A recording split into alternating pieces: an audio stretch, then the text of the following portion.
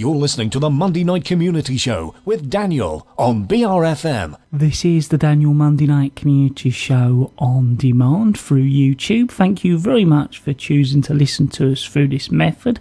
If you'd like to keep up to date with when I add new interviews, then subscribe to this channel. Thanks, 1 second. So we're now going to be talking on the telephone a little bit about prescription drugs. Firstly, thank you very much for joining us. If you could just introduce yourself and tell our listeners a little bit about yourself to start us off, that'd be really good. I'm Dr. Sarah Brewer. I'm a GP and medical nutritionist, and I have a particular interest in diet and health and supplements and how we can use those to maintain wellness. So how can we be safe on prescription medication? Well, an interesting survey on behalf of HealthSpan found that 47% of people who are prescribed a medicine don't read the patient information leaflet inside. Now, that's very important because although your doctor might have told you some things that you need to know, it's easy to forget those. And the patient information leaflet will tell you whether you need to take the medicine with food, for example, whether you can have alcohol at the same time, whether it should be taken with tea or coffee, whether you can have grapefruit juice with it. There's lots of little instructions which you need to know with your medicine. But more importantly, it also lists the side effects that you can potentially get with certain medicines.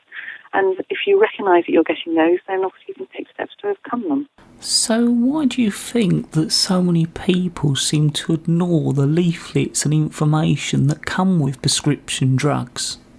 I think one problem with the patient information leaflet is that it's often written in very small print and it's got lots of very long, scary words in it. And I think sometimes people look at it and think, oh, I'd actually rather not know, in denial.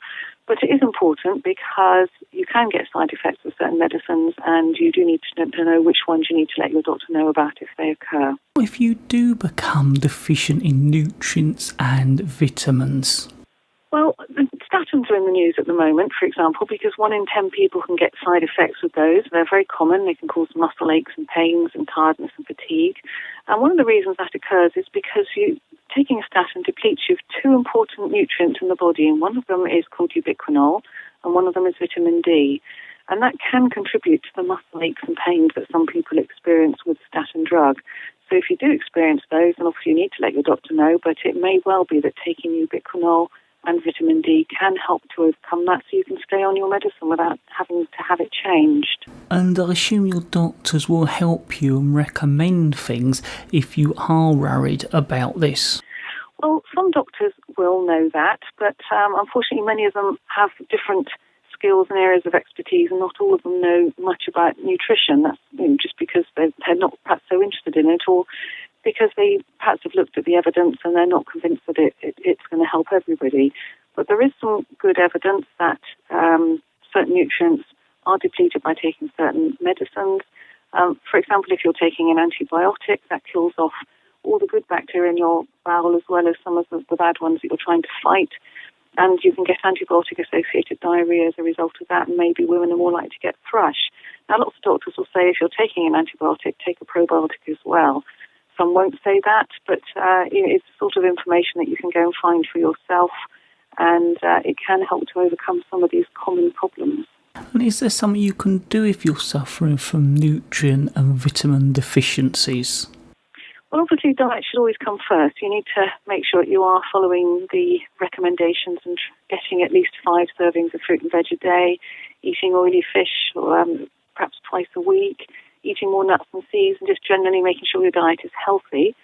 But obviously that's easier said than done, and lots of people are cutting back on food to lose weight or avoiding certain foods because, for example, they want to follow a plant-based diet, or maybe they're avoiding certain foods like dairy because of intolerances. So if you know that your diet isn't as good as it should be, I do believe that a good vitamin and mineral supplement is an excellent idea whilst you try and get your diet sorted as well. So having vitamins and nutrients as a top-up is only short-term to get in a much better diet? Yes, diet should always come first, because we do need these vitamins and minerals for all the cells in our body to work properly, for enzymes to work, even to switch on certain genes so that we are growing and repairing as well as we should. So it's surprisingly common to be lacking in vitamins and minerals. If you look at the nutrition surveys carried out in the UK, lots of people are lacking in iron. Something like 80% of people aren't getting enough magnesium. So it is important to safeguard your health with a supplement. So is there anything else you'd like to let our listeners know about? If you want more information about diet and nutrition, you can go to healthspan.co.uk. For information about drugs and medicines and conditions they use to treat, then I would recommend patient.co.uk. Well, I'd like to thank you very much for taking the time out to talk to us here at BRFM Bridge Radio on the Daniel Monday Night Community Show. It was an absolute pleasure. Thank you.